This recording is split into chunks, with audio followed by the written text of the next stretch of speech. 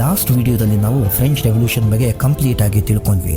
French revolutionaries ಹೇಗೆ collective ಐಡೆಂಟಿಟಿನ promote ಮಾಡಿದ್ರು, nationalism ಅನ್ನೋ ಐಡಿಯಾವನ್ನ ಫ್ರೆಂಚ್ ಆರ್ಮಿ ಹೇಗೆ ಅಬ್ರಾಡ್ ಗೆ ಕ್ಯಾರಿ ಮಾಡ್ತು, ಇದನ್ನ ಡೀಟೇಲ್ ಆಗಿ ನೋಡಿದ್ವಿ. ಬಟ್ ಇವತ್ತಿನ ವಿಡಿಯೋ ಸ್ಟಾರ್ಟ್ ಮಾಡೋಕ್ಕಿಂತ ಮುಂಚೆ ಸ್ಕ್ರೀನ್ ಮೇಲಿರೋ ಮ್ಯಾಪ್ ನ ನೋಡಿದ್ರ ಇದು 18th ಸೆಂಚುರಿಯ ಯುರೋಪ್ ನ ಮ್ಯಾಪ್. ಈ ಮ್ಯಾಪ್ ನೋಡ್ತಿದ್ರೆ ನಿಮ್ಗೆ ಒಂಥರ ವಿಯರ್ಡ್ ಫೀಲಿಂಗ್ ಬರುತ್ತೆ. ಯಾಕಂದ್ರೆ ಇವತ್ತು ನಾವು ನೋಡ್ತಾ ಇರುವಂತಹ ಪವರ್ಫುಲ್ ನೇಷನ್ಸ್ ಗಳಾದ ಜರ್ಮನಿ, ಇಟಲಿ ಅಥವಾ ಸ್ವಿಟ್ಜರ್ಲ್ಯಾಂಡ್ ಇವು ಯಾವುವು ಅವತ್ತು ಎಕ್ಸಿಸ್ಟ್ ಆಗೇ ಇರಲಿಲ್ಲ. ಇವತ್ತು ನಾವು ಮ್ಯಾಪ್ ಮೇಲೆ ಬಾರ್ಡರ್ಸ್ ನೋಡ್ತೀವಿ, ಆದ್ರೆ ಅವತ್ತು ಇದ್ದಿದ್ದು ಬರೀ ಕಿಂಗ್ಡಮ್ಸ್ ಗಳ ಪಾರ್ಟಿಷನ್. ಐ ಆಮ್ ಶೋರ್ ನೀವು ಈ ಹಿಸ್ಟ್ರಿ ಕೇಳಿದ್ರೆ ನಿಜಕ್ಕೂ ಬೆಚ್ಚ ಬೀಳ್ತೀರಾ. ಇಯರ್ಫೋನ್ಸ್ ಹಾಕೊಂಡು ರೆಡಿಯಾಗಿ, ಯಾಕಂದ್ರೆ ಯುರೋಪ್ ನ ಅಸಲಿ ಕಹಾನಿ ಇವತ್ತು ಅನ್ಫೋಲ್ಡ್ ಆಗುತ್ತೆ.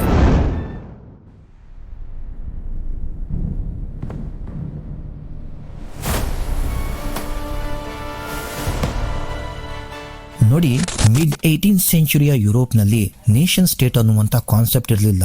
ಇಡೀ ಯುರೋಪ್ ನ ಪವರ್ಫುಲ್ ನೇಷನ್ಸ್ ಗಳಾದಂತಹ ಜರ್ಮನಿ, ಇಟಲಿ, ಸ್ವಿಟ್ಜರ್ಲ್ಯಾಂಡ್ ಇವು ಡಚೀಸ್, ಕ್ಯಾಂಟನ್ಸ್ ಮತ್ತೆ ಕಿಂಗ್ಡಮ್ಸ್ ಗಳಾಗಿ ಡಿವೈಡ್ ಆಗಿದ್ವು. ಈಗ ನಿಮ್ಮ ಮನಸ್ಸಲ್ಲಿ ಒಂದು ಪ್ರಶ್ನೆ ಬರ್ತಾ ಇರಬಹುದು, what were duchies and cantons? Duchies were the places ruled by dukes, ಅಂದ್ರೆ ಡ್ಯೂಕ್ಸ್ ರೂಲ್ ಮಾಡ್ತಾ ಇದ್ದಂತಹ ರೀಜನ್ಸ್ ಗಳನ್ನ ಡಚೀಸ್ ಅಂತ ಕರೀತಾ ಇದ್ರು. ಕ್ಯಾಂಟನ್ಸ್ ಅಂದ್ರೆ ಸಾಮ್ರಾಜ್ಯದ ಸಣ್ಣ ಸಣ್ಣ ಸಬ್ ಡಿವಿಷನ್ಸ್ ಗಳು. ನಿಮಗ್ ಗೊತ್ತಾ, ಇವತ್ತು ಸ್ವಿಟ್ಜರ್ಲ್ಯಾಂಡ್ ಅಲ್ಲಿ ಸ್ಟೇಟ್ಸ್ ಗಳನ್ನ ಕ್ಯಾಂಟನ್ಸ್ ಅಂತಾನೆ ಕರೆಯೋದು. ಇಲ್ಲಿರೋ ಮೇನ್ ಟ್ವಿಸ್ಟ್ ಏನು ಅಂದ್ರೆ, ಈ ಯುರೋಪ್ ನ ಜನರಿಗೆ ಕಾಮನ್ ಐಡೆಂಟಿಟಿ ಇರಲಿಲ್ಲ. ಇವತ್ತು ನಾವು ಇಂಡಿಯನ್ಸ್ ಅಂತ ಹೇಳ್ಕೊಂಡಾಗ ಒಂದು ಪ್ರೌಡ್ ಫೀಲಿಂಗ್ ಬರುತ್ತೆ ಅಲ್ವಾ? ಬಟ್ ಅವತ್ತು ಯುರೋಪ್ ನಲ್ಲಿ ಈ ಫೀಲಿಂಗ್ ಮಿಸ್ಸಿಂಗ್ ಇತ್ತು. ಯಾಕಂದ್ರೆ ಇಲ್ಲಿಯ ಜನರು ಡಿಫ್ರೆಂಟ್ ಲ್ಯಾಂಗ್ವೇಜಸ್ ನ ಮಾತಾಡ್ತಾ ಇದ್ರು, ಡಿಫ್ರೆಂಟ್ ಕಲ್ಚರ್ ನ ಫಾಲೋ ಮಾಡ್ತಾ ಇದ್ರು, ಅಂಡ್ ಈವನ್ ಅವರ ಜನಾಂಗ ಅಂದ್ರೆ ಎಥ್ನಿಕ್ ಗ್ರೂಪ್ ಕೂಡ ಕಂಪ್ಲೀಟ್ಲಿ ಡಿಫ್ರೆಂಟ್ ಇತ್ತು. ಅವನ್ನೆಲ್ಲ ಕನೆಕ್ಟ್ ಮಾಡ್ತಾ ಇದ್ದಂತ ಒಂದೇ ಒಂದು ಫ್ಯಾಕ್ಟರ್ ಅಂದ್ರೆ ಕಾಮನ್ ಅಲಿಜೆನ್ಸ್ ಟು ದ ಎಂಪರರ್, ಅಂದ್ರೆ ರಾಜನಿಗೆ ಅವರು ತೋರಿಸ್ತಿದ್ದ ಲಾಯಲ್ಟಿ ಮಾತ್ರ. ರಾಜ ಒಬ್ನೇ, ಆದ್ರೆ ಪ್ರಜೆಗಳು 100 ತರ. ಈಗ ಈ ವಿಷಯವನ್ನ ಡಿಕೋಡ್ ಮಾಡಕ್ಕೆ ನಿಮ್ಮ ಟೆಕ್ಸ್ಟ್ ಬುಕ್ ಅಲ್ಲಿ ಒಂದು ಇಂಟ್ರೆಸ್ಟಿಂಗ್ ಎಕ್ಸಾಂಪಲ್ ಕೊಟ್ಟಿದ್ದಾರೆ. ಅದೇ ಹ್ಯಾಬ್ಸ್ಬರ್ಗ್ ಎಂಪೈರ್. ಹ್ಯಾಬ್ಸ್ಬರ್ಗ್ ಎಂಪೈರ್ ಅನ್ನ ಆಸ್ಟ್ರಿಯಾ ಹಂಗೇರಿ ಎಂಪೈರ್ ಅಂತಾನೂ ಕರೀತಾರೆ. ಇದು ಎಷ್ಟು ದೊಡ್ಡದಾಗಿತ್ತೋ ಅಷ್ಟೇ ಕನ್ಫ್ಯೂಸಿಂಗ್ ಆಗಿತ್ತು. ಇದನ್ನ historians patchwork of different regions and people ಅಂತ ಕರೀತಾರೆ. ಅಂದ್ರೆ ಬೇರೆ ಬೇರೆ ಬಟ್ಟೆ ಚೂರುಗಳನ್ನ ಸೇರಿಸಿ ಹೊಂದಿರುವಂತ ಒಂದು ವಿಚಿತ್ರವಾದ ಡ್ರೆಸ್ ತರ. ಈಗ ಈ ಮ್ಯಾಪ್ ನ ನೋಡಿ. ಈ ಮ್ಯಾಪ್ ನ ನೋಡಿದ್ರೆ ಈ ಎಂಪೈರ್ ಹೇಗಿತ್ತು ಅಂತ ಅರ್ಥ ಆಗುತ್ತೆ. ಈ ಎಂಪೈರ್ ಅಲ್ಲಿ ಹಲವಾರು ರೀಜನ್ಸ್ ಗಳಿದ್ವು. ಮೊದಲಿಗೆ ಅಲ್ಪೈನ್ ರೀಜನ್, ಇಲ್ಲಿ ಟೈರೋಲ್, ಆಸ್ಟ್ರಿಯಾ ಅಂಡ್ ಸುಡೆಂಟೆಂಡ್ ಲ್ಯಾಂಡ್ ಇತ್ತು. ಇಲ್ಲಿಯ ಜನರು ಮೇನ್ ಆಗಿ ಜರ್ಮನ್, ಇಟಾಲಿಯನ್ ಮತ್ತೆ ಇತರ ಭಾಷೆಗಳನ್ನ ಮಾತಾಡ್ತಾ ಇದ್ರು. ಬೊಹೆಮಿಯಾ ರೀಜನ್, ಇಲ್ಲಿಯ ಅರಿಸ್ಟೋಕ್ರಸಿ ಅಂದ್ರೆ ಶ್ರೀಮಂತ ವರ್ಗದವರು ಜರ್ಮನ್ ಲ್ಯಾಂಗ್ವೇಜ್ ಅನ್ನ ಮಾತಾಡ್ತಾ ಇದ್ರು. ಲಂಬಾರ್ಡಿ ಅಂಡ್ ವೆನಿಷಿಯಾ ರೀಜನ್, ಇಲ್ಲಿಯ ಅರಿಸ್ಟೋಕ್ರಸಿ ಅಂದ್ರೆ ಶ್ರೀಮಂತ ವರ್ಗ ಇಟಾಲಿಯನ್ ಲ್ಯಾಂಗ್ವೇಜ್ ನ ಮಾತಾಡ್ತಿದ್ರು. ಹಂಗ್ರಿ ರೀಜನ್, ಇಲ್ಲಿಯ ಪರಿಸ್ಥಿತಿ ಇನ್ನೂ ವಿಯರ್ಡ್. ಅರ್ಧ ಜನ ಮ್ಯಾಗ್ಯಾರ್ ಲ್ಯಾಂಗ್ವೇಜ್ ನ ಮಾತಾಡ್ತಾ ಇದ್ರು, ಇನ್ನು ಉಳಿದ ಅರ್ಧ ಜನ ಸಾವಿರಾರು ಲೋಕಲ್ ಡೈಲೆಕ್ಟ್ಸ್ ಗಳನ್ನ ಯೂಸ್ ಮಾಡ್ತಾ ಇದ್ರು. ಗೆಲಿಷಿಯಾ ರೀಜನ್, ಇಲ್ಲಿಯ ಅರಿಸ್ಟೋಕ್ರಸಿ ಪೋಲಿಷ್ ಭಾಷೆಯನ್ನ ಮಾತಾಡ್ತಾ ಇದ್ರು. ನೋಡಿ ಬಾಸ್, ಒಂದೇ ಸಾಮ್ರಾಜ್ಯ ಆದ್ರೆ ಭಾಷೆಗಳ ಸಂತೆ. ಇದನ್ನ ಕೇಳಿದ್ರೆ ನಿಮ್ಗೆ ಅನ್ಸುತ್ತೆ ಅಲ್ವಾ, ಇವರೆಲ್ಲ ಹೇಗೆ ಮುಂದೆ ಒಂದಾದ್ರು ಅಂತ. ಇದುವರೆಗೂ ನಾವು ನೋಡಿದ್ದು ಕೇವಲ ಲ್ಯಾಂಗ್ವೇಜ್ ಡೈವರ್ಸಿಟಿ ಬಗ್ಗೆ. ಇಲ್ಲಿಯ ಎಥ್ನಿಕ್ ಗ್ರೂಪ್ಸ್ ಅಂದ್ರೆ ಜನಾಂಗನೂ ಸಹ ಕಂಪ್ಲೀಟ್ ಆಗಿ ಡಿಫರೆಂಟ್ ಇತ್ತು. ಈ ಎಂಪೈರ್ ನಾವು 4 ಡಿವಿಷನ್ ಆಗಿ ಡಿವೈಡ್ ಮಾಡಬಹುದು. Northern region, southern region, western region and eastern region. Northern region ಅಲ್ಲಿ ಮೊಹಮೆನ್ಸ್ ಮತ್ತೆ ಸ್ಲೋವ್ಯಾಕ್ಸ್ ಇದ್ರು.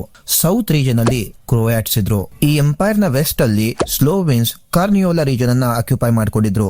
ಈಸ್ಟ್ ಅಲ್ಲಿ ರೋಮನ್ಸ್ ಟ್ರಾನ್ಸಿಲ್ವೇನಿಯಾ ರೀಜನ್ ಅನ್ನ ಆಕ್ಯುಪೈ ಮಾಡ್ಕೊಂಡಿದ್ರು. ನೋಡಿದ್ರಲ್ಲ, different ethnic groups different regions ಅಲ್ಲಿ ವಾಸ ಮಾಡ್ತಾ ಇದ್ರು. ಒಂದು ಎಥ್ನಿಕ್ ಗ್ರೂಪ್ ಮಾತಾಡುವಂತ ಭಾಷೆ ಇನ್ನೊಂದು ಎಥ್ನಿಕ್ ಗ್ರೂಪ್ಗೆ ಅರ್ಥನೇ ಆಗ್ತಾ ಇರಲಿಲ್ಲ. ಆದ್ರೂ ಇವರೆಲ್ಲ ನೂರಾರು ವರ್ಷಗಳ ಕಾಲ ಒಂದೇ ಎಂಪೈರ್ ನ ಕೆಳಗಡೆ ಹೇಗಿದ್ರು ಗೊತ್ತಾ? That is the magic of power. ರಾಜನಿಗೆ ಭಯ ಪಡ್ತಾ ಇದ್ರು ಅಷ್ಟೇ ಹೊರತು ಇದು ನನ್ನ ದೇಶ ಅನ್ನುವಂತ ಫೀಲಿಂಗ್ ಅವರ ಮನಸ್ಸಲ್ಲಿ ಇರಲಿಲ್ಲ. ನೋಡಿದ್ರಲ್ಲ ವೀಕ್ಷಕರೇ, ಬಾರ್ಡರ್ ಇರಲಿಲ್ಲ ಅಂದ್ರೂ ಬಲ ಇತ್ತು, ಭಾಷೆ ಬೇರೆ ಆದ್ರೂ ಭಯ ಇತ್ತು, ಐಡೆಂಟಿಟಿ ಮಿಸ್ಸಿಂಗ್ ಇತ್ತು, ಆದ್ರೆ ಇಂಪೀರಿಯಲ್ ಫೋರ್ಸ್ಗೆ ಸ್ಕೋಪ್ ಇತ್ತು. ರಾಷ್ಟ್ರ ಪ್ರೇಮದ ಕಿಚ್ಚು ಹತ್ತಿರ್ಲಿಲ್ಲ, ಯಾಕಂದ್ರೆ ಜನರಿಗೆ ದೇಶ ಅನ್ನೋ ಕಾನ್ಸೆಪ್ಟ್ ಗೊತ್ತಿರಲಿಲ್ಲ. ಇಷ್ಟೆಲ್ಲ ಡಿವಿಷನ್ ಇದ್ರು ಇವರೆಲ್ಲ ಕಿತ್ತಾಡ್ಕೊಂಡು ಸಾಯ್ದೆ ಒಟ್ಟಿಗೆ ಹೇಗಿದ್ರು. ಇಲ್ಲಿ ನ್ಯಾಷನಲಿಸಂ ಇರ್ಲಿಲ್ಲ, ಪೇಟ್ರಿಯಾಟಿಸಂ ಇರ್ಲಿಲ್ಲ. ಇವರೆಲ್ಲರ ಮಧ್ಯೆ ಇದ್ದಿದ್ದು ಒಂದೇ ಒಂದು ಕಾಮನ್ ಲಿಂಕ್, ಅಂದ್ರೆ ಕಾಮನ್ ಅಲಿಜೆನ್ಸ್, ಅಂದ್ರೆ ಲಾಯಲ್ಟಿ ಟು ದ ಎಂಪರರ್. ನಮ್ಮ ರಾಜ ಒಬ್ನೇ ಅನ್ನೋ ಒಂದೇ ಒಂದು ಕಾರಣಕ್ಕೆ ಇವರೆಲ್ಲ ಒಟ್ಟಿಗೆ ಬದುಕ್ತಾ ಇದ್ರು. ನೀವೇ ಯೋಚನೆ ಮಾಡಿ, ಬರೀ ರಾಜನ ಮೇಲಿರುವ ಭಯದಿಂದ ಅಥವಾ ಭಕ್ತಿಯಿಂದ ಒಂದು ದೇಶ ಎಷ್ಟು ದಿನ ಉಳಿಯೋಕೆ ಸಾಧ್ಯ? ನಿಮ್ಮ ಪ್ರಕಾರ ಒಂದು ದೇಶ ಸ್ಟ್ರಾಂಗ್ ಆಗ್ಬೇಕಂದ್ರೆ ಜನರಲ್ಲಿ ಕಾಮನ್ ಭಾಷೆ ಇರ್ಬೇಕಾ ಅಥವಾ ಕಾಮನ್ ಕಲ್ಚರ್ ಇರ್ಬೇಕಾ? ಇವೆರಡೂ ಇಲ್ಲ ಅಂದ್ರೂ ದೇಶ ಒಟ್ಟಿಗೆ ಇರೋಕ್ ಸಾಧ್ಯನಾ? Drop your answers in the comment box. Let's see how you think. ನೋಡಿ ಸ್ಟೂಡೆಂಟ್ಸ್, ಬೋರ್ಡ್ ಎಕ್ಸಾಮ್ ಅಲ್ಲಿ mid 18th century Europe had no nation states as we know them today. Explain. Or Habsburg Empire was a patchwork of different region and people. Explain. ಈ ರೀತಿಯಾದಂತ direct questions ಬರುತ್ತೆ. ಹಿಸ್ಟ್ರಿನ ಈ ತರ story format ಅಲ್ಲಿ ಕೇಳೋಕೆ ರೋಮಾಂಚನ ಅನ್ಸುತ್ತೆ. ಆದ್ರೆ ಎಕ್ಸಾಮ್ ಅಲ್ಲಿ ಈ ಡಚೀಸ್, ಕ್ಯಾಂಟನ್, ಮ್ಯಾಗ್ಯಾರ್, ಅಲ್ಪೈನ್, ಗೆಲೀಷಿಯಾ ಈ ಹೆಸರುಗಳನ್ನ ನೆನ್ಪಿಟ್ಕೊಳ್ಳೋದು ತುಂಬಾನೇ ಕಷ್ಟ. ನಾನು ಸ್ಟೂಡೆಂಟ್ಸ್ ನ ಡೈಲಿ ನೋಡ್ತೀನಿ, ಕಾನ್ಸೆಪ್ಟ್ ಅರ್ಥ ಆಗಿರುತ್ತೆ, ಆದ್ರೆ ಪೇಪರ್ ಮೇಲೆ ಬರೆಯೋಕೆ ಆಗ್ತಿರಲ್ಲ. ಅದಕ್ಕೇನೆ ಪ್ರತಿಯೊಂದು ಪ್ಯಾರಾಗ್ರಾಫ್ ನ ಓದಿ ಅದರಲ್ಲಿರೋ ಕಾಂಪ್ಲೆಕ್ಸ್ ವರ್ಡ್ಸ್ ನ ಬ್ರೇಕ್ ಡೌನ್ ಮಾಡಿ ನಿಮ್ಗೋಸ್ಕರ ಬೆಸ್ಟ್ ಸ್ಟಡಿ ಮಟೀರಿಯಲ್ ನ ರೆಡಿ ಮಾಡಿದೀನಿ. ಡಿಸ್ಕ್ರಿಪ್ಷನ್ ಮತ್ತೆ ಪಿನ್ ಕಮೆಂಟ್ ಅಲ್ಲಿ ಲಿಂಕ್ ಇದೆ, ಒಂದ್ಸಲ ಡೌನ್ಲೋಡ್ ಮಾಡ್ಕೊಂಡು ಓದ್ ನೋಡಿ. You will feel the difference.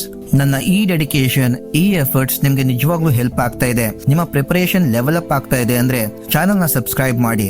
Because ನಿಮ್ಮ ಸಪೋರ್ಟ್ ನನಗೆ ಒಂದು ಒಳ್ಳೆ ಕಂಟೆಂಟ್ ಮಾಡೋಕೆ ಮೋಟಿವೇಶನ್ ಕೊಡುತ್ತೆ. ನೆಕ್ಸ್ಟ್ ವಿಡಿಯೋದಲ್ಲಿ ನಿಮ್ಮನ್ನ ಮೀಟ್ ಮಾಡ್ತೀನಿ. Till then take care and bye by.